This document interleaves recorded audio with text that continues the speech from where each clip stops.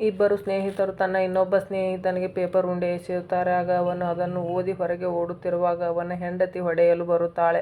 ಆ ಏಟು ಚಪ್ಪಲಿಗೆ ಬೀಳುತ್ತದೆ. ನಂತರ ಅವನನ್ನು ಕಿಟಕಿ ಹಗ್ಗದಿಂದ ಕಟ್ಟಿ ಹಾಕುತ್ತಾಳೆ. ಆಗ ಇಬ್ಬರು ಸ್ನೇಹಿತರು ಕಾಂಪೌಂಡ್ ಹಾರಿ ಬರುವಾಗ ಒಬ್ಬನಿಗೆ ಏಟು ಆಗುತ್ತದೆ. ಆಗ ಆ ಎನ್ನುತ್ತಾನೆ. ಆಗ ಇನ್ನೊಬ್ಬನು ಬಾಯಿ ಮುಚ್ಚುತ್ತಾನೆ. ಆಗ ಅವರು ತನ್ನ ಸ್ನೇಹಿತನನ್ನು ಬಿಡಿಸುವಾಗ ಅವನ ಹೆಂಡತಿ ಮತ್ತೆ ಬರುತ್ತಾಳೆ. ಆಗ ಎಲ್ಲರೂ 3 ಜನ ಒಬ್ಬರಾದ ನಂತರ ಒಬ್ಬರು ಓಡಲು ಪ್ರಾರಂಭಿಸುತ್ತಾರೆ. ಆಗ ಅವನ ಹೆಂಡತಿ ಕೂಡ ಅವರನ್ನು ಹಿಂಬಾಲಿಸುತ್ತಾಳೆ. ಆಗ ಒಬ್ಬ ಬಂದು ಅವನ ಹೆಂಡತಿಗೆ ಹಾಯ್ ಹೇಳುತ್ತಾನೆ. ಅವನಿಗೆ ಅವಳು ಹೊಡೆಯುತ್ತಾಳೆ. ಅವನು ತಿರುಗಿ ಬೀಳುತ್ತಾನೆ.